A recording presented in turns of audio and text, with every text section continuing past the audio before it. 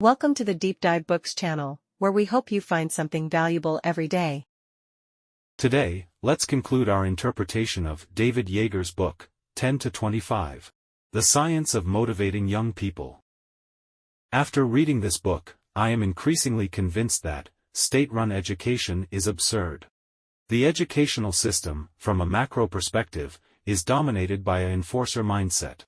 The transition from middle school to high school to college, is essentially a machine for classifying people. How many bright students are doomed to not go to college right after middle school, and how many are destined to only study the humanities after high school? Isn't that irresponsible?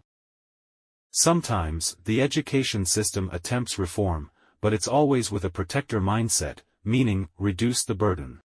The essence of reducing the burden is lowering standards, not increasing support. In some regions, to prevent students from studying outside of class, textbooks have been changed, and mechanisms like anti-self-study systems have been introduced, which ultimately destroys talent. Of course, we must admit that Yeager's mentor mindset, with high standards and high support, requires high-quality teachers, which state-run education struggles to provide. But now that we are in the AI era, perhaps creating conditions for students to learn directly from AI mentors is a good solution. However, a great mentor cannot be completely replaced by AI, because what moves us most is human connection. Let's start with a story. In the summer of 1965, a 12-year-old middle schooler named Daniel was wandering around a gas station after playing basketball. A college student, whose car might have broken down, was waiting for repairs, and they struck up a conversation. The topic turned to the Vietnam War. At the time, the American social mood was that college students were anti-war, but Daniel had read some books, and he explained President Johnson's logic for the war, saying it was to prevent the Soviet system from causing a domino effect. The college student was surprised that a middle schooler knew so much and asked him, "Have you thought about going to college?" That was the 1960s, when few people went to college, and it was the first time Daniel had considered it. The college student told him, "You're a very smart kid. You should go to college. Have you read Dante's Divine Comedy? I recommend you read it." The two parted ways. On his way home, Daniel felt elated.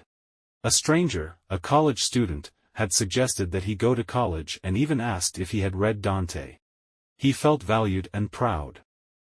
Later, Daniel did go to college and became a famous psychology professor. His name was Daniel Lapsley. One year, Lapsley assigned his students to write a term paper. One student submitted a paper that was much longer than the required length, far exceeding the standard. College professors usually dislike such papers, thinking they are a waste of time. But Lapsley read the paper carefully, then invited the student to discuss it. He told him, "The topic you want to argue is very interesting. Perhaps this paper could be published in a journal. Let me help you revise it." The student was thrilled. This was the first time anyone had treated him like a scholar. Originally, he had wanted to go to law school, but after Lapsley's encouragement, he decided to pursue a career in psychology. That student was none other than the author of this book, Yeager. In today's terms, this is a person lighting up another person story. You were living aimlessly until you met someone, had a brief conversation, and suddenly realized your purpose in life. Your life changed from that moment. But I think lighting up doesn't quite capture it. Let's use an older term. Enlightening. In Chinese mythology, for example, in Journey to the West, it's believed that after death, one can be reincarnated. So why do the immortals fear death? Because when they are reincarnated, they forget everything from their previous life. Even if someone has great talent, if they are distracted by the mundane world, they may waste their life without realizing it. Only when another immortal, someone who had a good relationship with your past life, comes along to enlighten you, do you remember who you really are. Enlightening is like turning stone into gold, or putting the finishing touch on a dragon. It's about a sudden moment of realization. A great mentor is one who can enlighten you, just like the college student did for Daniel. This is something AI likely cannot achieve. The affirmation of a real human being carries far more weight than commercial flattery from a fine-tuned AI. But it's not as simple as just offering a few words of encouragement to enlighten someone.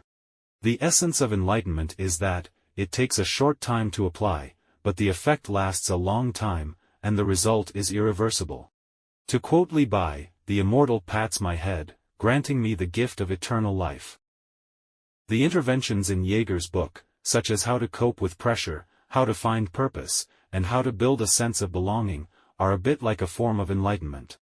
A brief 30-minute intervention, or even just a 5-minute chat, can have lasting effects for years.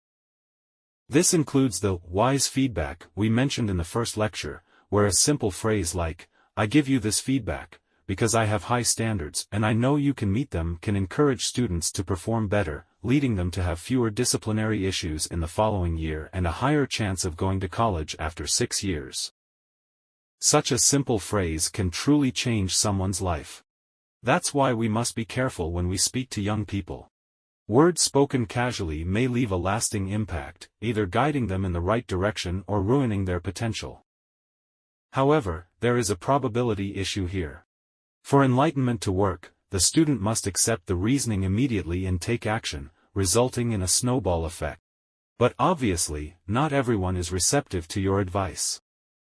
In reality, social science interventions often fail to reach the target.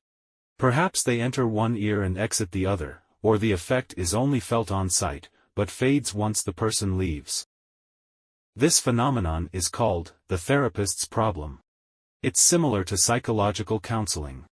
The person may feel fine during the 1 or 2 hours of the session, but when they go home, they return to their previous depressed state. Consider an inspirational summer camp.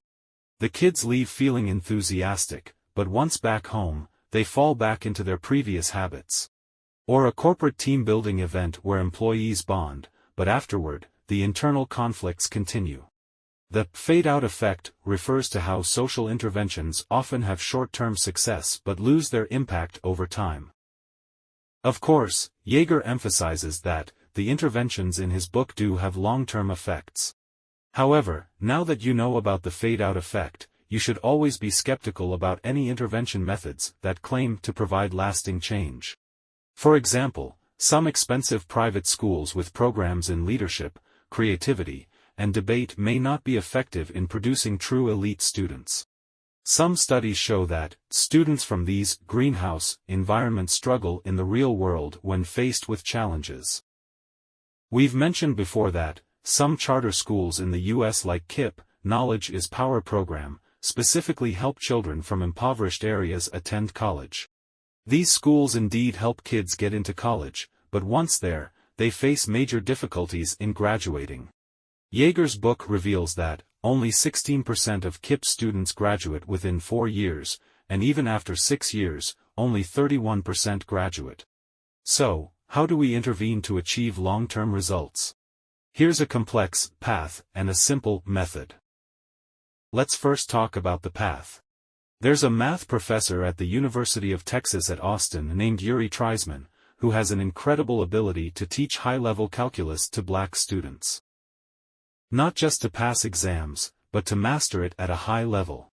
Some of the black students Treisman mentored are now renowned machine learning experts. Treisman likes to challenge his students. Once, during a midterm exam, 2 or 3 students scored 100%, so he invited them to the front of the class and apologized to them. "I failed you, I let you down. The questions were too easy. So I'm withdrawing your 100% and giving you a new exam. How does that sound?" The students agreed without hesitation. They knew that they would be competing with the best, so having a professor who pushed them to their limits was a good thing. Treisman's teaching has 3 principles. The first is understanding the learning path. Treisman spent 18 months tracking and observing 20 black students and 20 Asian students to see how they learned. The Asian students, mostly Chinese American, performed much better academically, while the black students performed worse. The traditional explanation was that Asians had higher IQs and blacks had lower IQs. However, Treisman discovered 2 major differences between the 2 groups. First, Asian students spent more time studying, averaging 14 hours per week on math, while black students spent only 8 hours. Second, Asian students studied together in groups, while black students tended to study alone. For difficult problems, collaborative study is much more effective, and explaining problems to others enhances one's own understanding. Many black students studied alone due to historical reasons. Coming from low-income areas, their high school peers were often disruptive, so studying alone allowed them to avoid negative influences. However, this method didn't work as well in college. Treisman encouraged the black students to form study groups, and their grades improved. The second principle is creating a sense of ritual, emphasizing that studying calculus is a completely new experience. At the start of the semester, Black and Latino students received an invitation from the math department to attend a tea party. A real tea party. Most students from regular families drank coffee, and for many, it was their first time drinking tea. Treisman used this unusual experience to tell the students that their high school approach was over and that they were now embarking on high-level mathematics. It's very different. High school math is all about speed and following set patterns to solve problems. In college, the focus is on a deep understanding of principles and the ability to apply them in different contexts. The third principle is long-term thinking. Treisman viewed teaching students as planting a tree. What matters is what that tree will look like when it grows, not how fast it grows now. Therefore, he emphasized making students understand why, instead of just learning superficial techniques. For example, the most common method for solving limits in calculus is L'Hopital's rule. Treisman would intentionally create a lesson with 4 limit problems, 3 of which could not be solved using L'Hopital's rule. Students took 45 minutes to understand the principles behind those problems, but the reward was huge. Treisman told the students that it was fine if they were slow, and it was fine if they didn't do well on the midterm. He would give them another opportunity in the final. He allowed students to grow at their own pace. Yeager extracted 2 core elements from Treisman's 3 principles: promoting tenacity and building purpose. Tenacity is the ability to rise after setbacks. Purpose is a long-term ideal. Yeager designed a simple method using these 2 elements, which is what we will refer to as the method. This method was originally invented to address the issue of KIPP students struggling in college, and it goes roughly like this. Run a summer camp program for a week. During the camp, adults, teachers, guide students to engage in challenging, dangerous, and scary activities, such as ziplining, rock climbing, and rafting. Most students have never done these activities before, and some don't even know how to swim, so they're initially scared. But the teachers provide ample support to help students overcome their fears. At first, you might participate in an activity with the teacher's encouragement, coming last in line. After several attempts, you might volunteer to go first. After succeeding in several challenges, you gain valuable experiences. You feel an increase in your status among your peers. Imagine what could be more brag-worthy than overcoming difficulties on your own. This is the best kind of character building. If students can retain this resilience, when they face challenges in college, such as calculus, public speaking, or complex projects, they will be able to face them head-on. The problem is that many students lack this ability to transfer resilience. They haven't learned the underlying mindset. That's where the fade-out effect comes in. Here's the critical step, based on multiple psychologists' experiments. After each day's adventure activity, students need a reflection period. They all sit together and discuss how they overcame adversity, how the experience aligns with their values, identity, and qualities, and how they can use the same mindset to face future challenges. With this simple extra step, the effect becomes long-lasting. Personally, I think this might have to do with the brain's long-term memory mechanism. Perhaps you need to strengthen a vague impression into explicit memory. With this one step, KIPP students who participated in the summer camp had a 10% higher college graduation rate after 4 years. Being a teacher is incredibly interesting. Your actions can truly influence the destinies of others. Teachers like Treisman have vivid personalities and are often referred to as a real character. Treisman's teaching doesn't follow a prescribed process. Instead, he loves challenging the process, despising traditional views and saying, "You say black people can't do it, but I'm going to prove that they can." His attitude may stem from his diverse sources of thought. He borrowed ideas from, for example, a horticultural designer. The designer studied tree planting, and Treisman applied that to nurturing people. To be a great mentor, you probably need a complex background, high perception, and some fortunate circumstances. You also need to be proactive, full of responsibility, and able to teach many good students. You're transforming society with your own thoughts, providing order. I hope that some of the readers of our channel will become such teachers. You will gain much enjoyment. Bringing a decisive, irreversible positive impact on your students will give you immense fulfillment. You will become a character in your field. Someday, when someone writes their memoirs, naming the people who had the most significant impact on their life, you will want them to mention your name. Now, we've finished discussing the book, 10 to 25. The Science of Motivating Young People. Let me end with a quote from the educator, Kurt Hahn, which we mentioned earlier. "We are all better than we know. If only we can be brought to realize this, we may never again be prepared to settle for anything less." That's it for today's content. Thank you for watching, and I'll see you in the next video. If you feel there is value in this, please like, subscribe to this channel, and leave your thoughts or suggestions in the comments section. Let's grow together and read more good books.